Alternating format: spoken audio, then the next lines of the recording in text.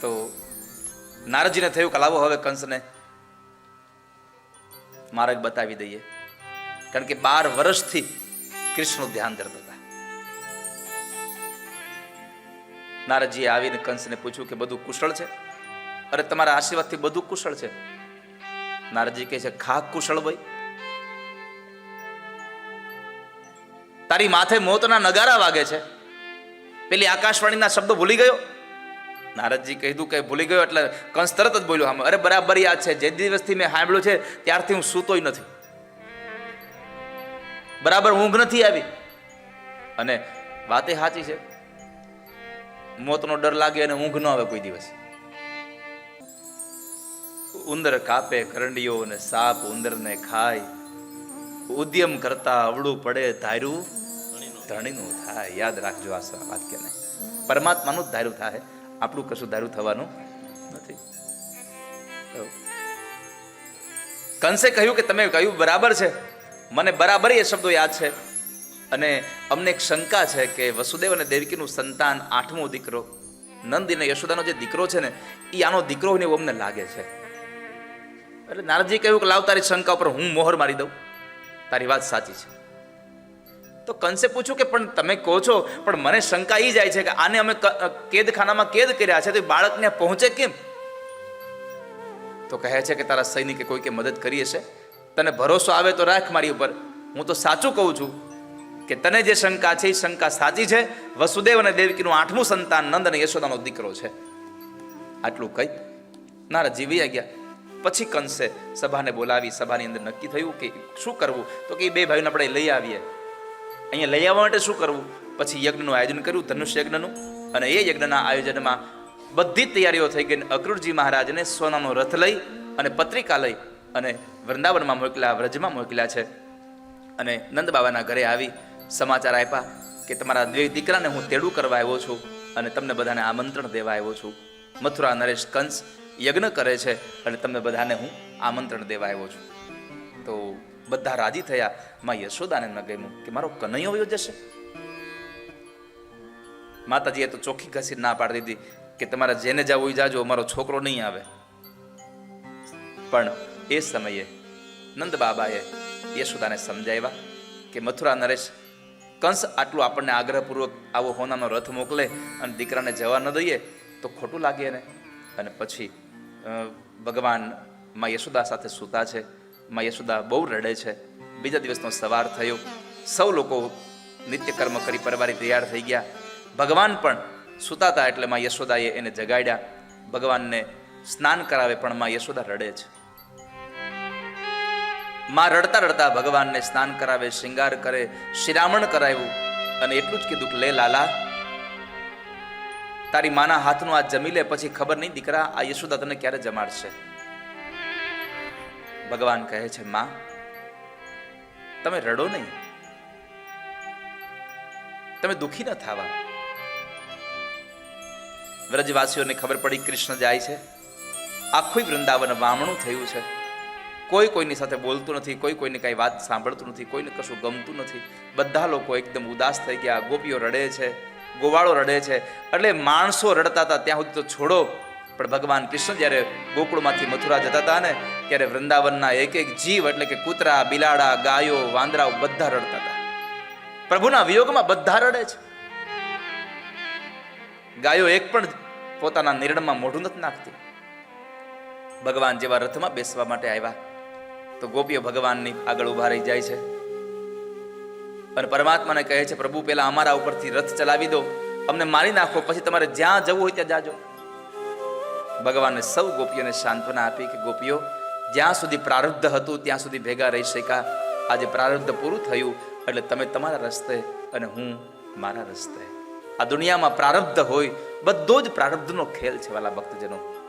કોડિયામાં દિવેલ હોય ને ત્યાં સુધી દીવો પ્રગટે, દિવેલ થઈ રહે એટલે પછી અંધારું થઈ જાય છે. તો આજે આપણા સૌનું આ મિલનનું દિવેલ કદાચ ખૂટી ગયું હશે એટલે વિયોગ થઈ રહ્યો છે, સંયોગ સમાપન થયો. પરમાત્મા રાધાજીને મળ્યા. રાધાને પોતાની કામળી અને વાંસળી આપીને કીધું લે રાધા, હવે તારો શ્યામ વાંસળી નહીં વગાડે. વાંસળી ને કામળી બે રાધાને આપ્યા. અને પરમાત્મા ચાલતા થયા, રથમાં બેઠા, રથ ચાલતો થયો અને વૃંદાવનની ગોપીઓ ગાય છે. રથડે બેસીને હરી હાલિયા રે લોલ, રથડે બેસીને હરી હાલિયા રે લોલ, રથડે બેસીને હરી હાલિયા રે લોલ, રથડે બેસીને હરી હાલિયા રે લોલ, છોડી હાલ્યા. સૌ લોકોને છોડીને પરમાત્મા ચાલ્યા છે. રોતા મેલ્યા છે બાલ ગ્વાલને રે લોલ, રોતા મેલ્યા છે બાલ ગ્વાલને રે લોલ, તરફડે છે યશોમતી માત જો રથડે બેસીને હરી હાલિયા રે લોલ, તરફડે છે યશોમતી માત જો રથડે બેસીને હરી હાલિયા રે લોલ, કપટી તે કંસના તેડા આવ્યા રે લોલ, કપટી તે કંસના તેડા આવ્યા રે લોલ, છોડી હાલ્યા અહીંયા કેરા હાર જો રથડે બેસીને હરી હાલિયા રે લોલ, છોડી હાલ્યા હૈયા કેરા હાર જો રથડે બેસીને હરી હાલિયા રે લોલ. પરમાત્મા જ્યારે જાય છે ત્યારે માં યશોદા ખૂબ રડે છે, ગોપીઓ રડે છે. પરમાત્માએ બધાને સાંત્વના આપીને જેવા રથમાં બેઠા અને રથ ચાલતો થયો તો યશોદા પાગલ બનીને પાછળ પાછળ દોડી જાય છે.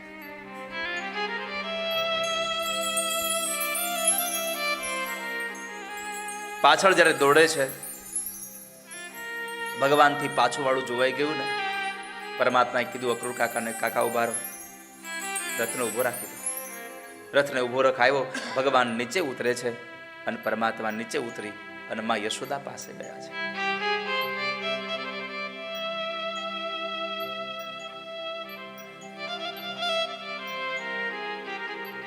માને જઈને કીધું, માં શું કરો તમે?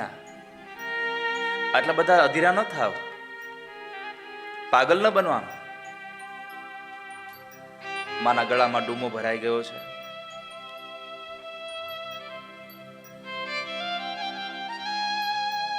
માં કહે છે, લાલા મારે તને કઈ કેવું છે દીકરા. ભગવાન કહે છે, કહો ને માં. આશ્ચર્ય એ વાતનું હતું કે પરમાત્મા જ્યારે વૃંદાવનથી નીકળતા હતા ને ત્યારે બધા જ લોકો રડતા હતા. એક ખાલી કૃષ્ણ નહોતા રોતા, એની આંખમાં આંસુ નહોતા, બાકીના બધા જ રડે છે પ્રભુના વિયોગમાં. માએ કહ્યું, મારે તમને કંઈક કહેવું છે દીકરા. ભગવાન કહે છે, કહો ને માં, શું કહેવું છે? માએ યાદ કરાવ્યું, તમને યાદ છે તમે નાના હતા ત્યારે પેલી ગોળી ફોડી હતી? ભગવાને કીધું, હા માં, મને યાદ છે. તો તમને યાદ છે આ તમારી કઠોર યશોદાએ તમને દોરડાથી લઈ અને પેલા ખાંડણીયા સાથે બાંધી દીધા હતા? યાદ છે તમને? હા માં, મને યાદ છે. માં રડતા રડતા કહે છે, કનૈયા વૃંદાવનની બધી વાત યાદ રાખજે દીકરા, પણ મેં તને બાંધ્યો તો ને એ ભૂલી જાજે બાપ. એ યાદ ન કરતો, કોઈને કહેતો નહીં ક્યારે તું. આટલી વાત જ્યારે ભગવાનને કરીને તો ભગવાનની આંખો ભરાઈ ગઈ પાણીથી અને પરમાત્માએ માના બે હાથથી બાવડા પકડીને કીધું, માં તારો કનૈયો એની જિંદગીની બધી વાતો ભૂલી જશે, પણ તે મને બાંધ્યો હતો ને એ ક્યારેય નહીં ભૂલું. કેમ? આખી દુનિયામાં તારા કનૈયાને બાંધવાની કોઈ તાકાત નથી, કેવલ યશોદા તે મને બાંધ્યો છે આ સંસારમાં. તું મને બાંધી શકીશ, મને કોઈ બાંધી નથી શકતો દુનિયામાં. શું મા અને દીકરાના પ્રેમનો આ સંબંધ છે. આ સંસારમાં દીકરાઓ મા વગર ન રહી શકે, મા દીકરાઓ વગર ન રહી શકે. માં યશોદા રડે છે. અત્યારે પ્રભુ કદાચ નથી રડતા, સમજો, પણ કથા આવે છે આગળ કે જ્યારે ભગવાનને મથુરામાં માં યશોદાને યાદ આવીને ત્યારે પ્રભુ પોતે પણ મથુરાના એ મહેલની ઉપર ઝરૂખામાં ઊભા ઊભા વૃંદાવન તરફ નજર કરી અને ઠાકોરજી પોતે રોયા છે. અરે છોડો, મથુરામાં તો હજી ઉંમર નાની હતી, 11 વર્ષ ને 52 દિવસ, થોડોક સમય વ્યતીત થયો હતો. પણ ભગવાન દ્વારિકાના રાજા થયા અને જ્યારે દ્વારિકાના રાજા થયા પછી રૂકમિણી હારે લગ્ન થયા અને પરમાત્મા પોતાના શયન ભવનની અંદર, પોતાના પલંગની અંદર રાત્રિના મધ્યરાત્રિએ પરમાત્મા બેઠા બેઠા રોતા હતા. એટલે રૂકમિણી આવીને પૂછ્યું કે પ્રભુ તમે કેમ રડો છો, શું થયું તમને?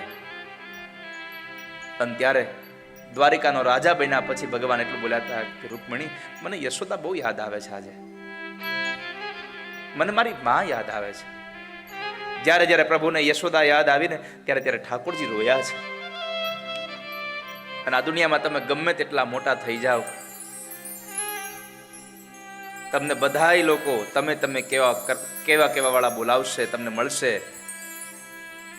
તમને તુકારો કરે એવા લોકો બહુ ઓછા મળશે જિંદગીમાં. ભાવનગરના દરબારમાં પ્રભાશંકર પટણી કરીને હતા. એમાં પ્રભાશંકર પટણી એટલા બધા જ્ઞાની, એટલા બધા વિદ્વાન, એટલા બધા પોતે આમ ધીરજવાન, એટલા બધા બુદ્ધિશાળી, ગમે તેવા કામ હોય ઉકેલી દે. એમાં બરાબર પ્રભાશંકર પટણીજીના માતુશ્રીનું નિધન થયું અને પોતે રડતા હતા, દીવાન હતા. એટલે ભાવનગરના લોકોએ પૂછ્યું કે દીવાન સાહેબ તમે રોવો છો? તમે તો બધાને હિંમત આપવા વાળા છો, તમે રોવો છો? ત્યારે આંખમાંથી દડ અશ્રુની ધારા સાથે ભાવનગરના દીવાન પ્રભાશંકર પટણી એટલું બોલ્યા હતા કે મને રડવું એટલા માટે આવે છે કે પ્રભાશંકર તો આખી દુનિયા મને કહે, પણ પભલો કેનારી મારી માં મરી ગઈ. આજે મારી માં જ્યારે આ સંસારમાંથી વહી જાય છે ત્યારે દુઃખ બહુ થાય સંસારમાં. પ્રભુ પોતે રોયા છે. મને યશોદાની યાદ બહુ આવે છે.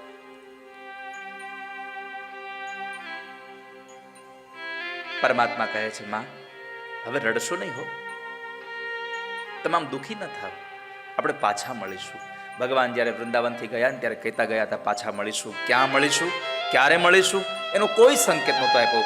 અને અંતે પરમાત્મા રથમાં બેસી અને નીકળી ગયા. પ્રભુ ગયા નથી. આજે વૃંદાવનનો પ્રાણ ગયો છે, વૃંદાવનનો સૂર્ય જતો રહ્યો છે. ગોપીઓ પોતાના મોઢામાંથી એમ બોલે છે કે કદાચ આકાશમાં સૂર્ય ઉગી જાય, આખી દુનિયા માટે અંજવાળું થઈ જાય, આખા દુનિયા માટે દિવસ થઈ જાય, પણ અમારો દિવસ તો ત્યારે જ ઉગે જ્યારે અમે કનૈયાનું મોઢું જોઈએ છે. અમે કોનું મોઢું જોશું? કનૈયા. ભગવાન અંતે બધાને સાંત્વના આપીને નીકળી ગયા. આ બાજુ સૌ વ્રજવાસીઓ માં યશોદાના ઘરે ગયા, પણ કોઈએ આખો દિવસ મોઢામાં પાણી ન મૂક્યું. સૌએ નિર્જળા પસાર કર્યો. પરમાત્માએ માર્ગની અંદર અક્રૂરજી મહારાજને દર્શન આપ્યા જળમાં, અને પ્રભુ પધાર્યા છે મથુરામાં. મથુરામાં ગયા, બગીચામાં ઉતારો દેવાયો. પરમાત્માએ પછી બગીચાને લઈ અને પછી કીધું નગર જોવા જઈએ. પરમાત્મા નગર જોવા ગયા અને એમાં બરાબર વાત પ્રસરી ગઈ કે ગોકુળથી પેલો કનૈયો આવ્યો છે. બધી જ સ્ત્રીઓએ કોઈએ દહીં રેડા, કોઈએ માખણ રેડા એની માથે, બધાના કપડા બગાડ્યા. ગોવાળિયાએ કીધું કે કનૈયા મેળો જોવા જઈને આવા મેલા કપડા પહેરી, કઈક કપડાનું કરો કઈક. અને એમાં બરાબર કંસના રાજનો ધોબી કપડાનું પોટલું લઈ અને જાતો તો ભગવાને કીધું હાલો, કદાચ વ્યવસ્થા થઈ હોય એવું લાગે છે. અને બધાને નજીક ગયા અને ધોબી કાકાને પૂછ્યું, ધોબી કાકા નમસ્તે, આ મારા મોટા ભાઈ દાવ અને હું એનો નાનો ભાઈ કનૈયો, નંદ યશોદાનો છૈયો, અમે ગોકુળથી આવ્યા. આ તમારા ગામની સ્ત્રીઓએ કપડાં બગાડ્યા છે, કપડાં આપશો? ધોબી જરાક બેરો હતો કાને. ભગવાનને પૂછું શું કીધું? જોરથી બોલ, સંભળાણું નહીં. ભગવાને એની એ જ વાત જોરથી કાનમાં કીધી. ધોબી પાછું બોલ્યો, જરાક ધીમે બોલ, હાવ બેરો નથી કેમ.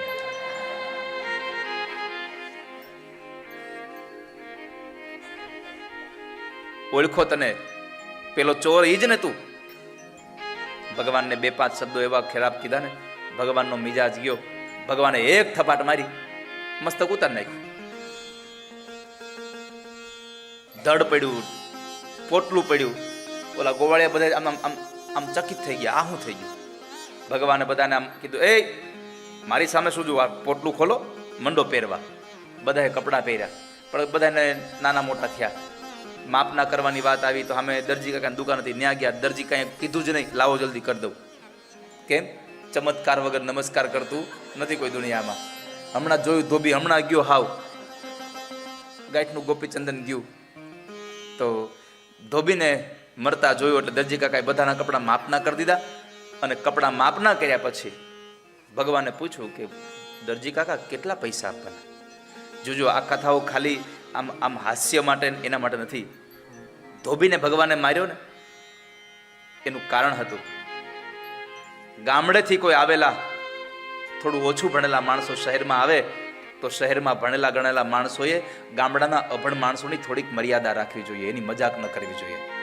આ બહુ મોટો સંદેશો ભગવાને આપ્યો છે. બીજો સંદેશો, દરજી કાકા પાસે કપડા માપ ના કરાવ્યા. દરજી કાકાને કીધું કેટલા પૈસા આપવાના? દરજી કીધું તમારી પાસે પૈસા લેવાય? કારણ કે દરજીને બીક લાગી ગઈ હતી. તમારી પાસે પૈસા લેવાય? ના ના. ભગવાને કીધું ના હો, મફતમાં કામ કરાવાય નહીં, મફતમાં કામ નહીં કરાવવાનું. સૌએ આ સંદેશો લેવા જેવો છે. કોઈની પાસે મફતમાં કામ કરાવાય નહીં. જેટલું કામ એટલા પૈસા. તો હવે તમારી પાસે ફરજ આવી, લ્યો તો આટલા દિવસથી કથા સાંભળો, તમારે મને દક્ષિણા ન દઈ પડે? જયેશભાઈ, કથા સાંભળે દક્ષિણા દઈ પડે. શાસ્ત્રમાં નિયમ છે કે કથા સાંભળે એટલે દક્ષિણા દેવી પડે. પરેશભાઈ તૈયાર છે ને દક્ષિણા? તમે લોકો બધા એકલા નથી સાંભળી, બધા સાંભળી છે તમે, તો તમારા લોકોની દક્ષિણા દેવી પડશે. ચેક લાવ્યા છો સહી કર્યા વગરનો? પણ તમે બધા દક્ષિણામાં એટલું આપજો કે રોજ તમારા ઘરમાં એક વખત દામોદર સ્તોત્રનો પાઠ કરજો. વાલા ભક્તજનો, નિત્ય ઠાકોરજીને યાદ કરજો. આવી સારી દક્ષિણા મને આપતા જાજો. તમે દામોદર સ્તોત્રનો પાઠ કરશો ને તો માની લઈશ કે તમે મને ખૂબ મોટી દક્ષિણા આપી છે, ખૂબ દક્ષિણા આપી છે. ભગવાને કીધું કોઈની પાસે મફતમાં કામ ન કરાવે. એટલે પછી દરજી કાકાએ કીધું કે આટલા પૈસા આપી દો. ભગવાને હિસાબ કરીને આપી દો. બહુ ઓછા પૈસા થયા. ભગવાને કીધું કે દરજી કાકા મારે 2 તમને આશીર્વાદ દેવા છે. બોલો બોલો. પહેલો આશીર્વાદ એ દેવો છે દરજી કાકા કે અત્યારે સિલાઈ ભલે આટલી સસ્તી છે પણ 2025માં કાપડ કરતા સિલાઈ મોંઘી થાય. જાઓ, પહેલો આશીર્વાદ આ છે. કાપડ કરતા, સોના કરતા ઘડામણ મોંઘું. બીજો આશીર્વાદ એ આપ્યો, દરજી કાકા જીવો ત્યાં સુધી સીવો. દરજી વૃદ્ધ થાય તો સીવતા હોય, જોયા તમે? જીવો ત્યાં સુધી સીવો. આ 2 આશીર્વાદ ભગવાને આપ્યા છે એમને. ત્યાર પછી ત્યાંથી નીકળ્યા. સુદામા નામના માળી પાસેથી ભગવાને માળા લીધી, બધું પહેર્યું હતું. હવે સૌથી મોટો અગત્યનો એક છેલ્લો સંદેશો તમને આપીને આપણે ભગવાનના લગ્નમાં જઈએ. સૌથી મોટો અગત્યનો સંદેશો એ છે કે સારામાં સારા કપડાં પહેર્યા, સારામાં સારી માળા પહેરી, અને તોય ગામડાના એક અભણ ગોવાળિયાએ કીધું કનૈયા બધું સારું છે પણ કપાળમાં ચાંદલો નથી ને હારા નથી લાગતા. આપણે કપાળમાં ચાંદલો નથી એટલે આપણે હારા નથી લાગતા. અને પછી સેરેન્દ્રી નામની દાસી પાસેથી ભગવાને કેસરયુક્ત ચંદન લઈ અને પરમાત્માએ કપાળમાં ચંદન કર્યું અને સેરેન્દ્રીને રૂપ આપ્યું, જેને આપણે કુબજા કહીને બોલાવીએ છીએ. પરમાત્માએ કુબજા પાસેથી ચંદન લઈ અને પરમાત્માએ એને રૂપ આપ્યું છે. કારણ કોઈનો ભાર ન રાખે મુરારી, વ્યાસ સહિત પાછું આપે. તમે જેટલું ભગવાન માટે કરો ને એના કરતા અનેક ગણું ભગવાન તમારા માટે તૈયાર રાખીને જ બેઠા છે. તમે જેટલું કરો એના કરતા અનેક ગણું. તમે કદાચ ખેતી કરવા વાળા જેટલા લોકો છે ને ખબર છે, ખેતી કરવા જાઓ ત્યારે એક માંડવીનો દાણો તમે વાવો છો, કેટલા દાણા કરીને પાછા આપે છે? કારણ કોઈનો ભાર ન રાખે મુરારી, વ્યાસ સહિત પાછું આપે વનમાળી. પરમાત્માએ સેરેન્દ્રી ઉપર કૃપા કરી. ત્યાર પછી ધનુષ્યને તોડ્યું અને પછી કંસને ખબર પડી એટલે કંસે એ જ સમયે મલકુસ્તીનું આયોજન કર્યું અને મલકુસ્તીના મેદાનમાં 2 ભાઈઓને આમંત્રિત કર્યા. એ 2 ભાઈઓના આમંત્રણમાં કુલિયાપીડ હાથીને મદિરાપાન કરાવીને મદોન્મત બનાવ્યો. એના દ્વારા બે ભાઈઓને મારવા પ્રયત્ન કર્યા. પણ કહેવાય છે કે બે ભાઈઓએ હાથી સાથે યુદ્ધ કરી હાથીને માર્યો, મહાવતને માર્યો, ચાણૂર અને મુષ્ટિક નામના બે મલોને માર્યા. ચાણૂર અને મુષ્ટિક કામ અને ક્રોધ છે, આ બેને માર્યા. અને પછી ભગવાન કૃષ્ણએ કંસ સાથે યુદ્ધ કર્યું અને એ કંસને પરમાત્માએ એક મુષ્ટિકાના પ્રહાર સાથે જ્યારે કંસને મારે છે ત્યારે દેવતાઓ ભગવાનના ટોપલાઓથી લઈ અને પુષ્પના ટોપલાઓ લઈ અને દેવતાઓ ભગવાનનો જય જયકાર કરે છે. વૃંદાવન વિહારી લાલ કી જય, દાઉજી મહારાજ કી જય. ભગવાનનો જય જયકાર થયો. પરમાત્માએ કંસને માર્યો. મથુરામાં શાંતિ થપાણી. ત્યાર પછી પરમાત્મા ત્યાંથી આગળ ગયા અને ત્યાં આગળ જતા ભગવાને પોતાના માતા પિતાને મુક્ત કર્યા, મા બાપને મુક્ત કરી ઉગ્રસેન મહારાજને રાજગાદી સોંપી દઈ અને પછી થોડા દિવસોમાં ભગવાને સૌ વ્રજવાસીઓને એટલે કે નંદ બાબાને સૌ લોકોને ગોકુળ મોકલી દીધા. અહીંયા આગળ મથુરામાં કંસને મારવાનો અર્થ છે આ શરીર એ મથુરા છે, કંસ એ અભિમાન છે. આ શરીરરૂપી મથુરામાં જો અભિમાન રૂપી કંસને મારશો તો જ પ્રેમરૂપી કૃષ્ણ આ મથુરામાં રોકાશે, નહીં તો તમારા મથુરામાં પ્રેમરૂપી કૃષ્ણ રોકાવાનો નથી. યાદ રાખજો. પ્રેમ ગલી અતિ સાંકરી ઉનમે દો ના સમાય. એક મ્યાનમાં બે તલવાર ન જાય. એવી રીતે કાં તો આપણા જીવનમાં અભિમાન રહે અને કાં તો આપણા જીવનમાં પ્રેમ રહે. બેમાંથી એક જ રહે, બે વસ્તુ સાથે ન રહે. તો પરમાત્માએ અભિમાનને માર્યો મથુરામાં.